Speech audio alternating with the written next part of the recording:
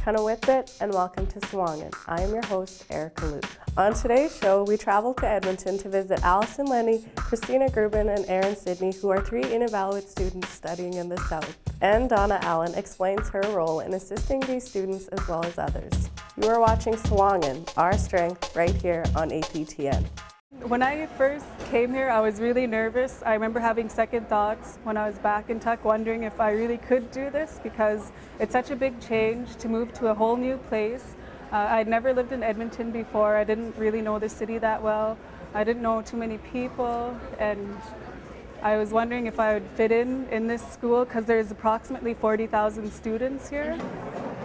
It's overwhelming. It may seem scary at first. But just not to try to be by yourself all the time. You know, don't be scared to talk to the next person beside you because, you know, that person by the end of the year could be your best friend. You know, it's always really nice to open up, not be alone, and stay active, you know, not just stay home, like go to school, stay home, go to school, stay home. Yeah, because then you'll get lonely and then you'll want to go home. Well, there's no universities in the Northwest Territories. I like Edmonton just because a lot of people travel down here. My parents were both coming down here really frequent, so I liked having them. And my sister actually did her high school here, so she was already here. Yeah, it was just the place to go, I guess. I never even really considered anywhere else. When I first came here, I thought it was a really big city too, and I didn't know my way around. It was easy to get lost. After 3 years, I can get almost anywhere, I think. And what I thought initially about Edmonton was there's a big Native community, so I thought at least, you know, that made me more comfortable, could fit in a little better. I find that the university is a community in itself too. So you kind of see a lot of the same people in this area, even down White Ave, which is close to here. That seems like you always run into the same kind of people. But I like Edmonton. It's more than just West Edmonton Mall. It's more than just the U of A or the Edmonton Oilers. There's a lot to do here. Like there's always little festivals going on or events and everything happening. You just have to kind of keep your eye out, and you can find a lot to do here. My sister Dana was already living here, so she knew the city pretty good. So she helped me that way. And my parents came down and helped us get set up and moved in. And it was hard, but having her here and having my parents down a lot really helped. Well, when we moved here in September, we stayed with my brother Charlie, and so they've lived here for a long time. So my friend Catherine basically took me out house hunting. I wanted to get something near them. So we found a place within 2 weeks. And she came here before. I think she came here for 4 years. So she showed me where to go, what to do, who to talk to. And I phone a lot. I ask questions. I phone anyone I possibly can. And I think asking a lot of questions just led me in the right direction. I kind of did everything by myself. Like I applied early, I went on SFA's website to see what you have to do to get funding. And then at the Inuvialuit, Sandra Alanik, I talked to her about their funding and what they offer. And there's also counselors down here for Aboriginal students at every school, so that's helpful. When I went to Grant MacEwan, they had the best counselors. Like they really helpful. Grant MacEwan was my favorite. It was smaller class sizes and a smaller campus and more accessible. Here you have to. There's just so many buildings and not really anywhere to stop and ask. Like you have to walk so far to get anywhere. I was lucky last semester all my classes were in one building, but now it's really Well, the U of A has a really good reputation, and there's a lot of good programs here. And I did a lot of research before I made my decision on which school I wanted to go to. And also for the fact that it's in Edmonton, it's closer to home, closer to the north. I'm from Tuktoyaktuk, or Dukduyaktuk, as my mom would make me say. I moved here specifically to go to school, and I was a little nervous at first, but so far now it feels like a second home. Well, I came here my first time when I was 21. The only thought to me was it's big. That was it. But the way that I am with people, it didn't bother me. I adjusted fine. For me, it was easy. Yeah, so, because I'm the kind of person that can just go out and meet somebody, or I'll, if I see someone that's not saying anything, I'll talk to someone in the bus. I'll start up a conversation. Yeah, so I'm fine with that. I'm fine moving to a big city, and I like it because there's so much more variety. There's so much more for the kids to do. There's so much more for me to do. I like having the access to all the things Edmonton has and the shopping, and it still gets just as cold as home though. I came here again for the first year of business. It wasn't really for me. I think social work field is more my goal. The way that people live in Inuvik, what I've seen growing up, I'm just the kind of person that likes to help all the time. I can't just sit there and do nothing. I have to do something. Well, I need my English to get into the social work program. So that's what I'm doing here at NAIT right now. So when I'm finished English, I'll apply to the social work program at Grant MacEwan. So it's a 2-year program. I moved down in August 2003 after graduating high school, and I attended NAIT. I took a semester of upgrading, and then I got into my program at Grant MacEwan taking the Bachelor of Commerce. And I did my first 2 years there in the transfer program, and I just started going to the U of A this fall, 2006. And I have 2 more years left until I get my degree. A lot different. School is a lot harder, especially in English. I think I lacked that the most.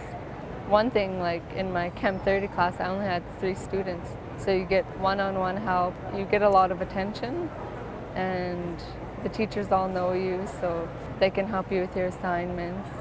When you're here, you're kind of on your own. I remember my first semester, I was really nervous because being in this kind of a program, there's a lot of fashion students, so even little things like worrying about how I look and just the way I talk, I didn't feel embarrassed, but I did feel different. But just you get to know the students because you're in the same classes with them, and you get to talk to the professors who are really encouraging. So I would say that is kind of a personal challenge, was getting over feeling like I'm such a country bumpkin kind of thing and trying to fit into the big city scene.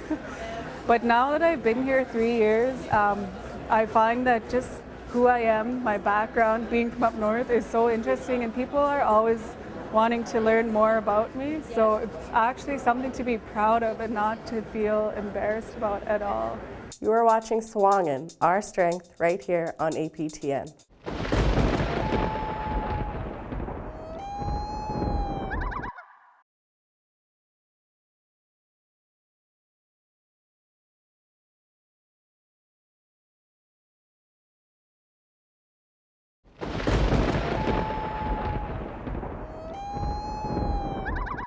Welcome back to SUAANGAN and more on Inuvialuit students who are studying in the South. Right now I have about 11 students in place, and the majority of them, they go to U of A, NAIT, Grant MacEwan, and there's some students that do upgrading at Norquest at the different smaller colleges, and I also work with students that are here working in the oil and gas field. I think it's a good project because a lot of beneficiaries that come down for short terms, like going to technical colleges, and they're only here for 6 weeks and they just find like short accommodation. They enjoy having to pick them up at the airport and helping them move to their accommodation, and the parents always reconfirm with me, so it's really good that I have contact with the parents in Inuvik, and they feel more confident about their children leaving in the north because they know that I'm here to assist them.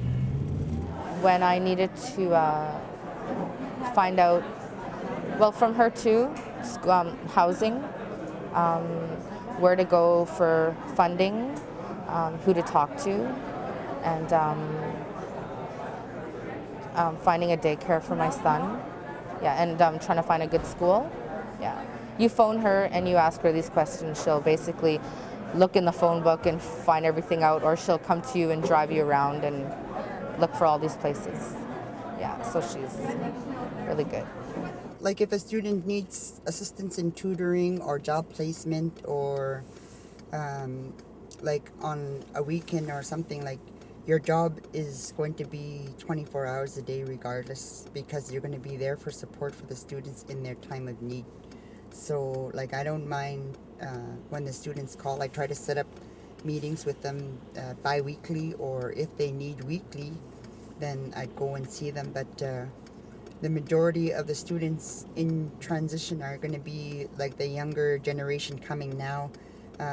Nowadays, the younger generation, like they don't have trouble driving in a city. They don't, not like a generation ago where we'd never drive in the city. Like nowadays, 16, 17-year-olds, they are not scared. Like they have no fear. And I think it's good to have her too for the emotional, psychological. You know, I need information. I am getting stressed out. I call Donna. I've called her a lot. Donna, this is what's happening. And she's like, just don't let this bother you. Just do this. Just think of this. Just, you know, and it's really good because it's like, okay, I can do it. I'm not going to quit. I need bread. Bread. Yeah, bread is good. Well, a challenge for me would probably be because I have kids. The biggest one was leaving my dad back home in Inuvik. He's 82. That's really hard. I tried to get him to move here with me, but he says it's too dark. I don't know why, but the kids being lonely for home. Like my son, he's 6. He goes out on the land every summer with my mom. He has all his friends. It's easier for him to go running around in Inuvik and have fun, but here it's, you have to stay here, you have to stay here. But he knows his boundaries. Being able to get anywhere in less than 2 minutes. I don't know. I miss my family the most. My friends. You get to outside more. Yeah, like you could go skidooing or. Other challenges, like money and things like that. There's resources here on campus. You can apply for emergency funding. You can apply for funding through the Inuvialuit Education Foundation, which I've done. And there's also other resources like tutors, or you can go to your profs for extra help if you're not quite understanding what's going on in class. At the U of A here, they have a program set up too if you need tutors, and they'll pay for them. If you get over 70% a month, you get $500. Because SFA pays your tuition. They don't pay it all. They'll pay up to a maximum amount, and they give you $700 a month. Like, you can't live on $700. I couldn't live on $700. So that $500 really helps. Other things that have helped me make the transition is my parents. When I come back south, they always send me with a cooler full of caribou meat or mukduck or cranberries, akbiks, you know, just to kind of have food from at home. Makes me feel a little bit more comfortable and less lonely. You are watching SUAANGAN, Our Strength, right here on APTN.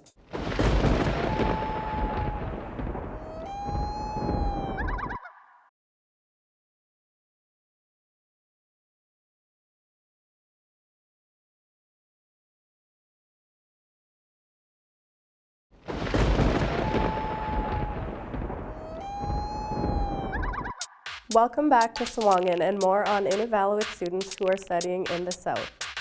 Well, it's good to work with the beneficiary when you're down here, because it's a lot more ease to know that there is a liaison person in the city to help you find your ropes around to find an apartment. And the transition of moving from the north to the south is vast. Like a lot of people that move to the south have a hard time adapting, and if you know there's someone in place to help you with your transition, it's good because you feel comfortable and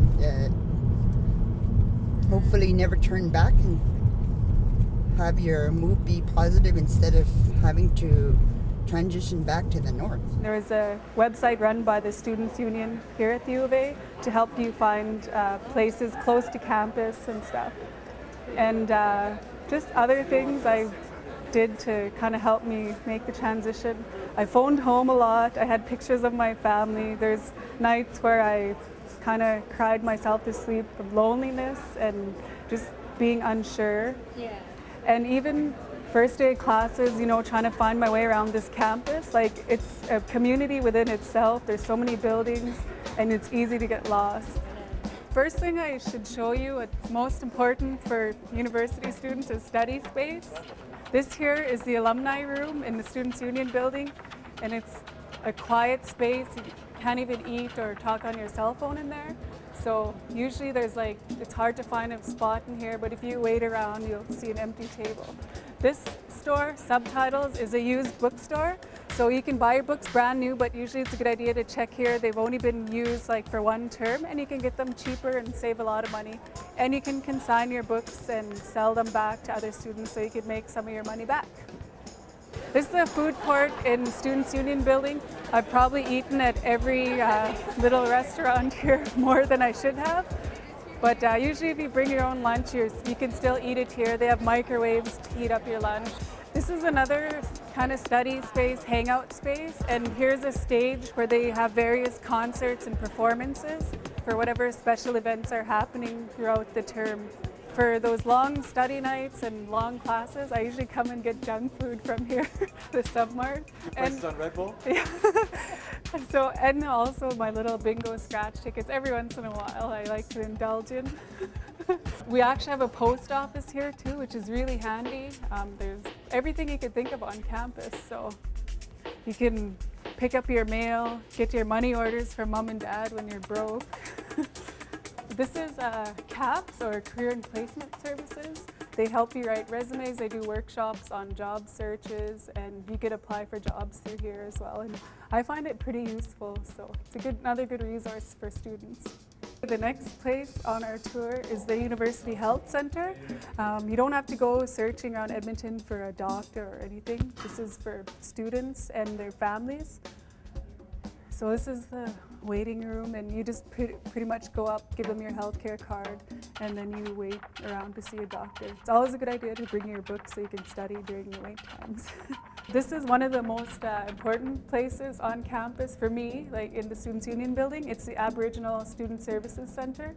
And I think we're pretty lucky to have such a big office space and support for students. Not many other groups have this. Here at the Aboriginal Student Services Center, I fax out forms. I can get faxes in, which is really handy. You don't have to pay for it here. There's a study lab with computers, and they have a space for an elder if you want to go talk to an elder to get advice. They set up things like peer tutoring. You can volunteer to become a tutor for young Aboriginal students. So there's lots of programs and services here for Aboriginal students as well. They host a speaker series where they have Aboriginal people come in and do talks. So this is the smudge and meditation room if you just want a quiet space to come and reflect or meditate. As a student, money is always tight, and whenever you can have free food, go for it. Like this, for example. I'm gonna have some chips here. So you haven't actually had to experience racism much or anything like that? No, I haven't had to experience any of that since I've been here.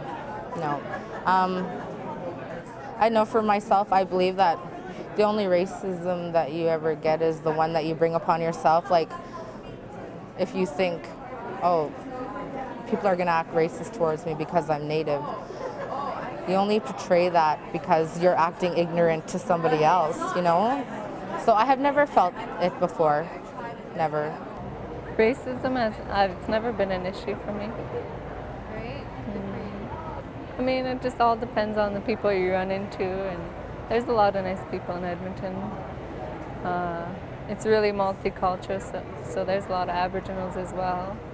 It just depends, I guess, where you are. I find that in the university, it's an academic environment, so people are more open to different things, and by different it could be your race or how you look, maybe even your I don't know, what do you prefer to do in your personal time? So I don't really experience a lot of racism on campus, and it's actually against the school policy. If anyone was caught, doing something like that, they could be expelled.